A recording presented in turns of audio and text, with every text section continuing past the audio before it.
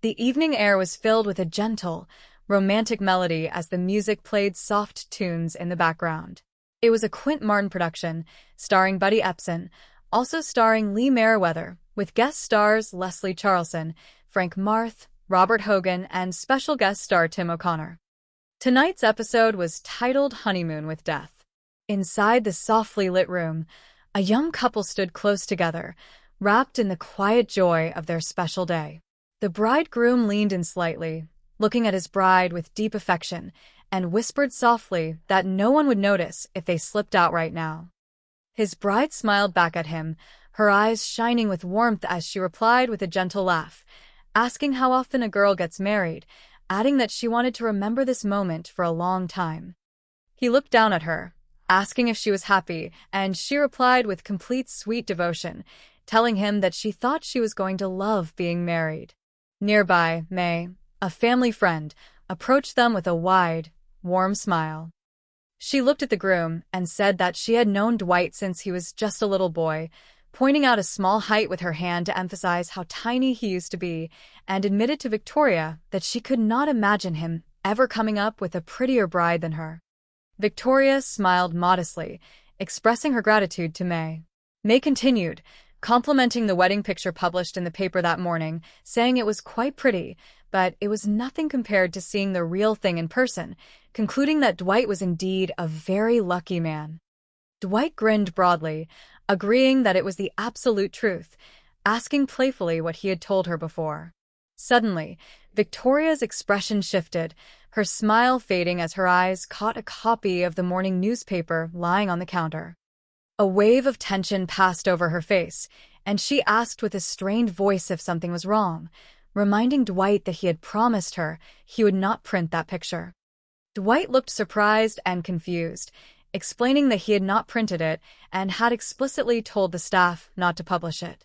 Dwight turned to Flora, a member of his newspaper staff, asking her about the wedding picture, stating that he thought he specifically told her it should not be published. Flora brushed it off with a cheerful wave of her hand, telling her boss to stop being so modest, both of him and Victoria, saying he really did not mean that, and suggested they just consider it a thoughtful wedding present from the staff of the Holbein Journal. She even added enthusiastically that a Los Angeles newspaper had picked up the photo as well. Flora's words brought no comfort to Victoria, who grew visibly panicked. Dwight tried to speak to Flora again, but Victoria cut him off in a rushed, desperate tone, telling him to never mind and begging that they just leave immediately. Dwight agreed, telling her they would go as soon as he gathered his things, but as they moved toward the door, several townspeople called out for them to hold on, wanting to offer more congratulations. Victoria urged Dwight to go on without her for just a moment, telling him she would be right there. Outside, near the town square, the local sheriff walked up to Dwight, asking if everything was all right, noticing that Victoria seemed unusually anxious to get going. The sheriff held up a small photograph, asking Dwight if he had seen the girl in the picture around town lately, but then quickly waved his own hand, saying never mind, noting that he did not think Dwight would be wanting another interview so soon, especially on his wedding day when he was supposed to be enjoying his honeymoon. A few hours passed, and the sun began to tilt toward the horizon. Dwight stood in the quiet office of Barnaby Jones, pacing back and forth with a deeply troubled expression. Barnaby looked up from his desk, listening intently. Dwight explained the situation, his voice trembling slightly, revealing that his wife was gone. He explained that she had driven off right after the wedding, leaving him behind. Barnaby raised an eyebrow, asking if Dwight was truly telling him that his wife had driven off without him. Dwight acknowledged how strange and ridiculous it sounded, admitting that everyone back in town was giving him the horse laugh, but he insisted it was no joke at all. He explained that Victoria had gone into a room to change out of her wedding gown, but instead of coming out, she took off in his car, and it had now been 4 long hours with no sign of her. Barnaby sat back in his chair, reflecting on the situation, mentioning that in his younger days, people had an expression called wedding night jitters.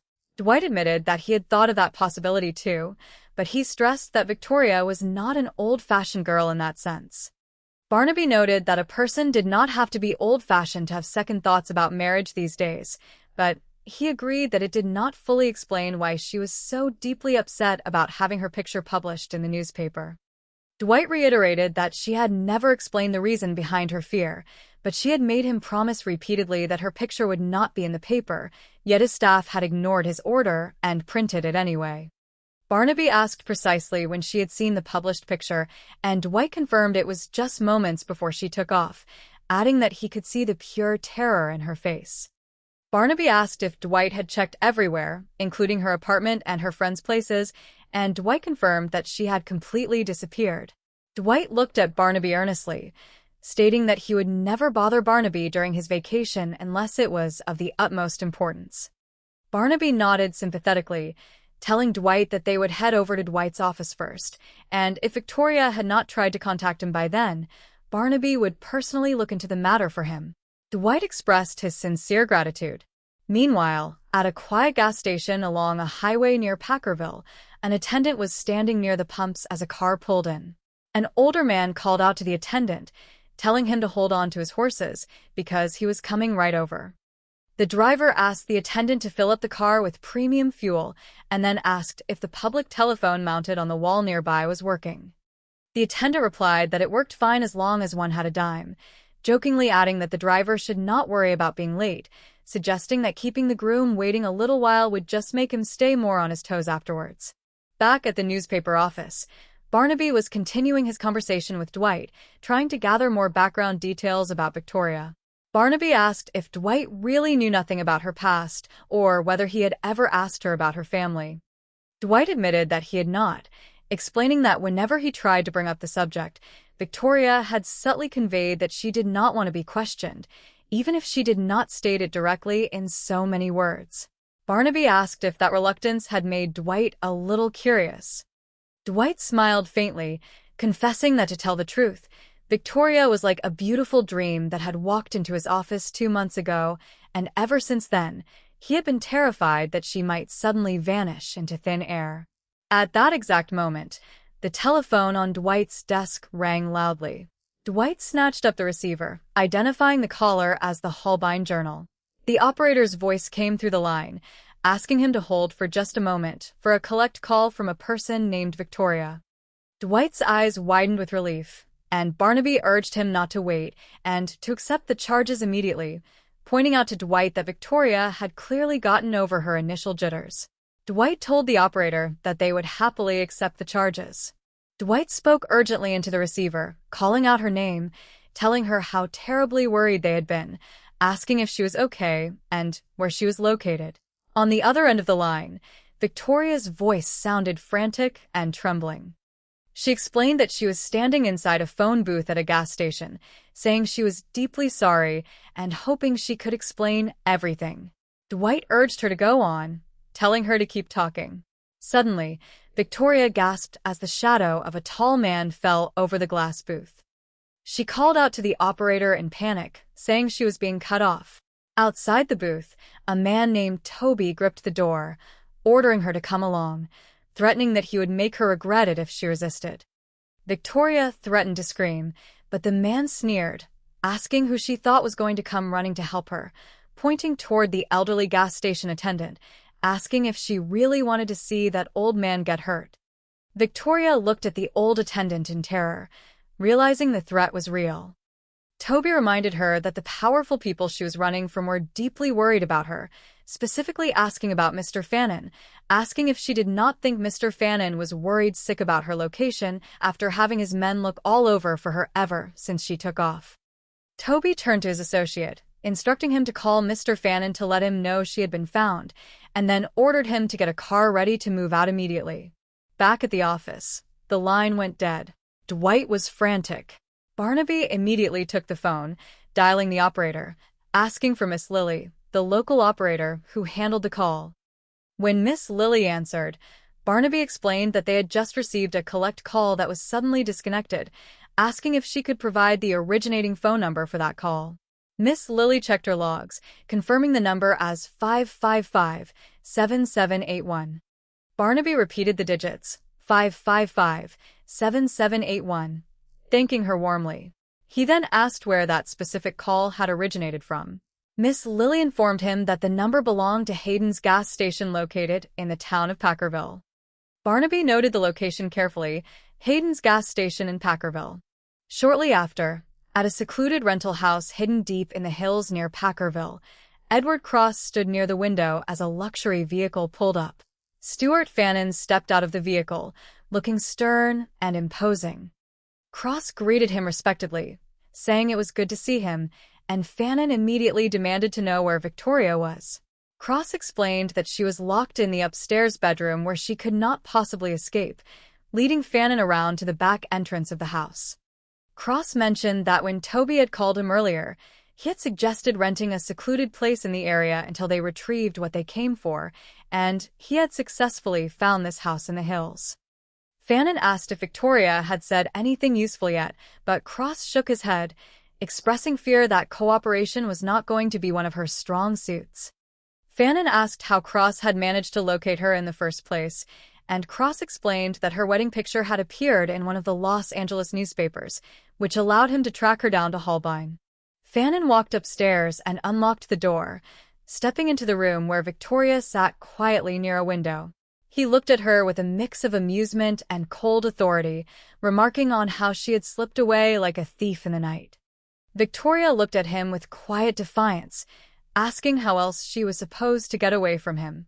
Fannin replied smoothly that she could have come to him directly, said her thanks, and left without any hard feelings. Victoria admitted that she had wanted to say many things, but she knew in her heart that he would never have let her go that easily.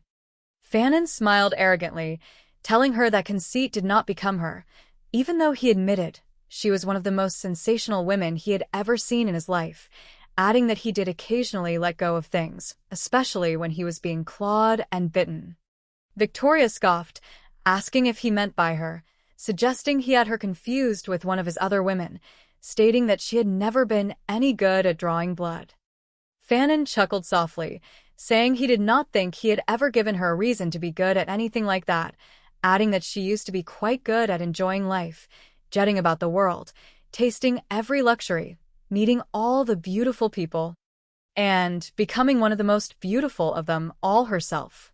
Victoria turned her head away, telling him to save that charming talk for some other young, starry-eyed fool, declaring that she had already taken her trip to Never Never Land with him. Fannin urged her to come off it, claiming she had loved every single minute of that life. Victoria admitted that she did love it at first, until she discovered that she was just a sham and a fake, someone he used to distract gullible ambassadors or finance ministers while he conned them into signing over half of their country's treasury to him.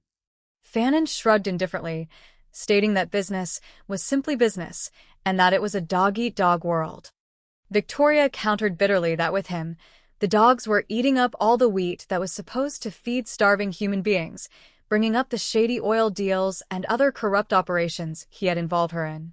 Fannin feigned surprise, mocking her sudden shift from conceit to conscience, but questioned if her conscience was truly so pure, asking why she had figured out a way to do a little shaking down on her own. Victoria looked at him in genuine confusion, asking what shaking down he was talking about. Fannin then asked how Dwight Kincaid, whom he referred to as a small-town newspaper publisher, fit into all of this, asking if she was planning to help her new husband become famous by exposing him. Victoria immediately grew protective, insisting that Dwight had absolutely nothing to do with any of Fannin's affairs and demanding that he leave Dwight out of it entirely. Fannin watched her reaction closely, asking if she pictured the headlines reading that Stuart Fannin was exposed as a crook. Victoria repeated the word headlines in total bewilderment, asking what on earth he was talking about. Fannin dropped his playful tone, demanding the return of his secret financial ledger containing last year's real figures, asking where she had hidden it. Victoria firmly stated that she had not taken any book from him. Fannin reminded her that she had the key, the access, and his trust, and that the ledger had disappeared on the exact same night she ran away, asking if he was expected to believe that was merely a coincidence. Victoria maintained her innocence, but Fannin refused to believe her. Meanwhile, Barnaby Jones had arrived back in Packerville, investigating the vehicle that had been used during Victoria's abduction. He walked into a local auto rental shop where an agent was standing by a station wagon. The agent cheerfully offered the station wagon to Barnaby, saying he could let him have it very cheap. Barnaby introduced himself as Barnaby Jones, a private investigator. The agent looked nervous, asking if there had been any formal complaints, offering to settle whatever the issue was. Barnaby reassured him that nothing was wrong, explaining that he was simply trying to track down the man who had rented that specific station wagon, asking if the man's name was Rail. The agent confirmed that Mr. Rail had brought the station wagon back a couple of hours ago, finding it insufficient for his needs, and had transferred his rental to a much larger luxury vehicle with a built-in bar. Barnaby asked if Rail had left a local address, and the agent confirmed that while Rail was originally staying at the Holbein Hotel, he had wanted a fancy new address to go with his fancy car, and was currently staying out at the Grover Place off Route 24. The agent provided detailed directions, telling Barnaby to take the third right on Route 24, go all the way to the end, and look for the last driveway on the left. Barnaby thanked him for the help. As Barnaby turned to leave, the agent offered to rent him a sleek sports car, suggesting that a private investigator needed to maintain a proper image, but Barnaby chuckled, replying that he had given up images a long time ago, along with his old trench coat. Barnaby drove out to the Grover Place, a grand, isolated estate surrounded by thick trees.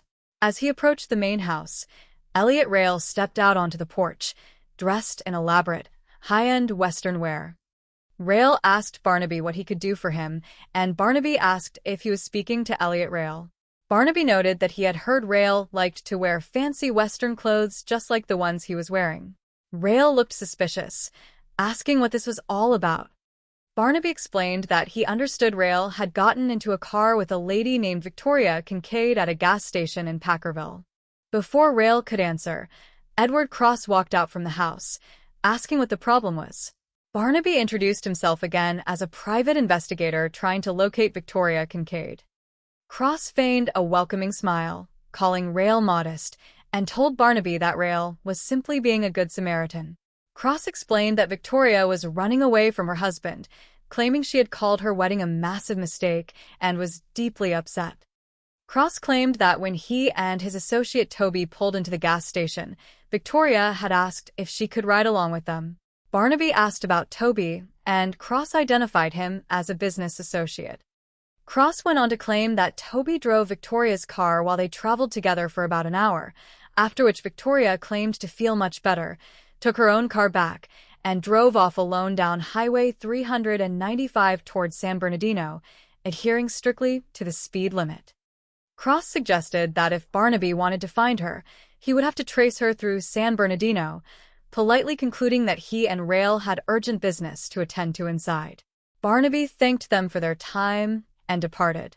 Barnaby met up with the local sheriff shortly after to share updates. The sheriff listened attentively as Barnaby recounted his conversation at the Grover Place.